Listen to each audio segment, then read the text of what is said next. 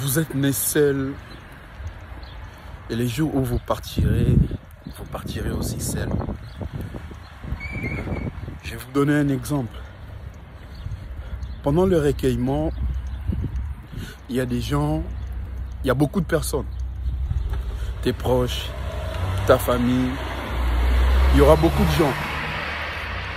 Et par exemple, tu as laissé des enfants. Certainement, pendant le recueillement, il y aura l'affection qui va se dérouler. Il y aura l'amour. Il y aura beaucoup de choses. Il y aura de la positivité, de l'énergie que tes proches, tes amis, ta famille vont certainement donner à tes enfants. Malheureusement, ça ne va pas durer pour longtemps. Certainement pas. Il y aura des gens qui vont promettre d'ailleurs, pendant le recueillement, à tes enfants, prendre soin d'eux. Je ferai ceci, je ferai cela, je ferai ceci, je ferai cela.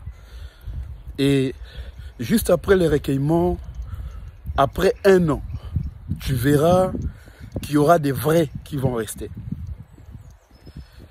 Il y aura des vrais qui vont rester. Et ceux-là font partie de ta famille. Ça peut être ton ami, ça peut être n'importe qui. Et ceux-là sont des vrais. Ou peut-être tu n'en auras personne. Et ça fait partie de la vie. Et même pendant le recueillement, il y aura des gens qui vont aller jouer, qui vont dire, il y avait la pluie. Donc du coup, je ne pouvais pas me rendre parce qu'il y a la pluie. Je suis malade. Et tu vas te retrouver seul. Ça fait partie de la vie. Pour te dire, en fait, il faut prendre ta vie en main. Il faut prendre ta destinée en main. Ce n'est pas le sujet de notre jour ce matin. Aujourd'hui, je voulais parler d'un truc très spécifique à propos du respect. À propos du respect, je pense que c'est important quand on parle d'argent, développement personnel, on doit aussi parler de respect. Je sais qu'il y a beaucoup de sensibilités qui vont être touchées. Il y a beaucoup de petits peuples qui vont être touchés, qui n'analysent pas, réfléchissent pas, sortent de fanatisme. Enfin bref. Tu peux être un parent avec des enfants, mais aussi tu peux être mal éduqué. Tu n'avais pas eu l'opportunité d'avoir l'éducation civique et morale. Et je sais certainement, il y a des gens qui vont se dire, mais les enfants reflètent leurs parents. Oui, je suis d'accord. Mais l'éducation, ça peut être raté à la maison et l'enfant a rattrapé à l'école ou à l'église. Où l'enfant fréquente des gens qui sont bien éduqués. C'est pourquoi il est bien éduqué. Vous n'avez pas vu, il y a des enfants qui sont très bien éduqués, mais leurs parents sont très mal éduqués. En fait, être parent ne vous donne pas l'inamilité de ne pas être mal éduqué. Il faut respecter le pasteur. Il faut respecter les aînés. Il faut respecter les parents. C'est très très important. Parce que nous sommes des Bantous. Nous sommes, si tu es chrétien, quand Dieu a utilisé quelqu'un, c'est pour nous parler.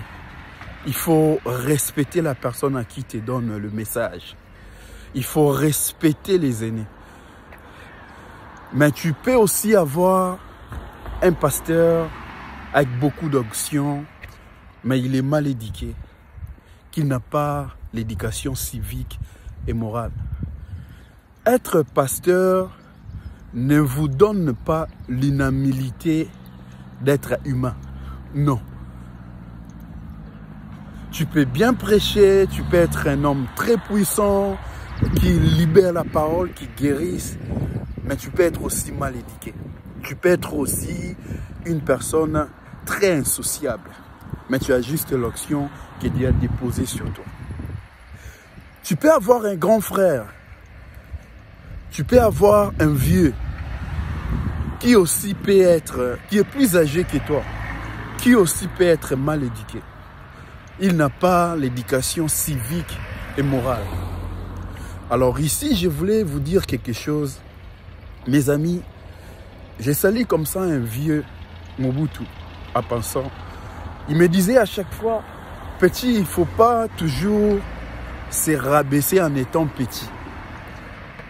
Parce qu'il y a plusieurs vieux que tu appelles vieux. Mais la maturité, son niveau intellectuel est trop bas. Il a juste l'âge, mais il n'a pas de la maturité. Il n'a pas la capacité intellectuelle d'un adulte pour réfléchir. Et quand il essaie d'ouvrir sa bouche, tu vas être choqué. Tu vas être déçu. Tu peux avoir un pasteur très puissant devant toi. Tu peux avoir un pasteur qui a beaucoup de charisme, qui a l'onction, mais qui peut aussi être mal éduqué, mal élevé. Ça fait partie de la vie. Mes amis, si Dieu vous a placé en étant petit, c'est-à-dire par rapport à l'âge, et que tu vois que la personne à qui est devant toi est plus âgée que toi, mais qui ne réfléchit pas bien, qui n'a pas la maturité, ce n'est pas ton vieux. Il ne faut pas tout le temps aller vieux. Non, tu gardes le respect, c'est ton vieux, mais tu sais que sur le plan intellectuel, sur la maturité, cette personne n'est pas là, en fait, n'a pas la capacité de réfléchir comme un adulte. Il faut faire super attention. Il ne faut pas appeler n'importe qui vieux. Et je voulais aussi souligner un truc qui est très très important. En fait, beaucoup de gens, par exemple, tu as un petit frère qui est moins âgé que toi, certainement aussi c'est ton petit frère. Et ta copine n'est pas forcément sa grande sœur. Là aussi, c'est un point chez nous, les Africains. Certainement, s'il y a l'âge, oui, je comprends. Mais ce n'est pas la grande sœur de ta... En fait, ce n'est pas la grande sœur de ton petit frère. Mes amis, tu sais, quand tu as un niveau intellectuel, quand tu as un niveau élevé, quand tu as la maturité, il faut bien se situer dans la société. Il faut bien se placer. Il ne faut pas laisser tout le monde faire tout ce qui leur plaise sur toi. Non, mes amis. Quand Dieu t'a donné ça, Dieu t'a placé, Dieu t'a donné la sagesse pour résoudre des problèmes, pour être bien situé dans la société. Il faut se tenir, il faut se maintenir. C'est juste des topics que je voulais partager ce matin. Allez, God bless.